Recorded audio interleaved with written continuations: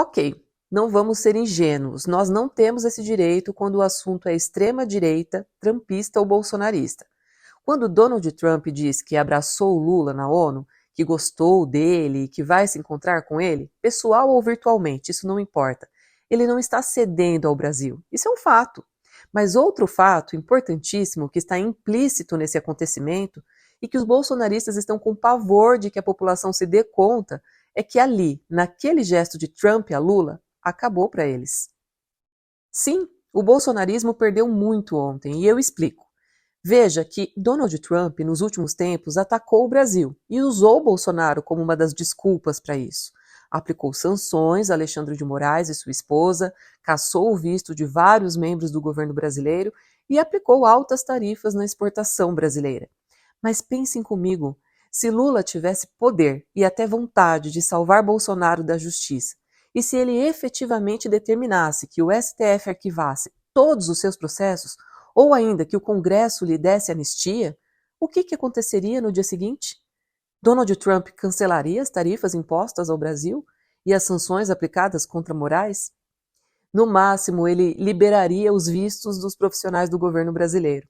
Mas as tarifas e as sanções, não, porque o interesse de Trump não é anistia para Bolsonaro e ele sabe que os vistos cancelados não impactam a vida dos brasileiros ou o governo federal. Tudo isso é contornável. O que Donald Trump quer são benefícios para os Estados Unidos e Bolsonaro que exploda.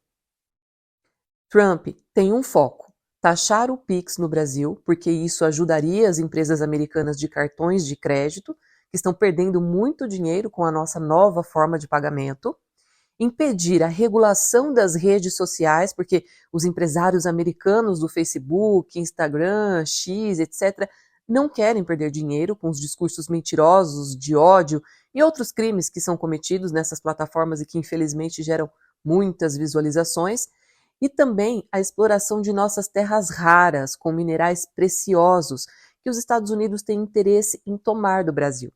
Ocorre que Trump tem a esperança de, conversando com Lula, conseguir a liberação de tudo isso e para negociar ele vai dizer que em troca ele retira as tarifas e as sanções sobre o Brasil. Lula é muito inteligente e ele já está preparado para tudo isso. O presidente brasileiro não vai permitir a taxação do Pix, não vai abrir mão da regulamentação das redes sociais e também não vai dar as nossas terras raras para os Estados Unidos. E é claro que Donald Trump também sabe disso. Assim como ele sabe que tudo o que ele fez contra o Brasil nos últimos meses não teve o impacto que ele desejava que tivesse. Portanto, nessa conversa, se ela realmente acontecer, Lula provavelmente pretende receber de Trump uma proposta justa, com benefícios mútuos para os países e que não represente nenhum prejuízo ao Brasil. Trump, por sua vez, vai querer ganhar alguma coisa. Sabe que não terá o que ele quer, mas exigirá obter algum benefício para poder dizer que engrandeceu os Estados Unidos e para poder se vangloriar de ser um grande negociador. Para demonstrar como Donald Trump está preocupado apenas com os ganhos para os Estados Unidos, é que uma exigência feita pelo governo brasileiro para a ocorrência da conversa entre os presidentes é que a soberania brasileira não faça parte da negociação. E aparentemente Trump aceitou, pois as informações na imprensa são de que a conversa entre eles acontecerá, pelo menos por enquanto. Ou seja, não houve objeção americana à exigência brasileira. Isso acontece porque Trump sempre soube que a soberania do país, aliás, a soberania de país nenhum, está à disposição dos Estados Unidos. E na prática ele já viu que o Lula não se rebaixará para ele. Com tudo isso, a grande certeza é de que o bolsonarismo perdeu muito ontem. E se houver a conversa entre Lula e Trump, e com ela um acordo entre os dois, aí eles deverão ter absoluta certeza disso. Porque o que tem mantido Bolsonaro e Eduardo em pé são essas ameaças dos Estados Unidos contra o Brasil, que não vão gerar nenhum fruto. A única coisa que os Estados Unidos podem fazer é tarifar e aplicar sanções ilegais. Mas o que ele ganhou com isso até hoje? Nada. Então, se não houver nenhum acordo, o que os Estados Unidos continuarão a ganhar com essas medidas será simplesmente nada. Não é possível que Eduardo Bolsonaro, a essa altura do campeonato, ainda esteja confiando que o seu pai terá anistia geral e irrestrita, como ele vive dizendo que é isso ou nada. Ele e o pai não são superiores à soberania brasileira, à independência do nosso país. O Brasil não se curva a eles, assim como não se curvaria a ninguém.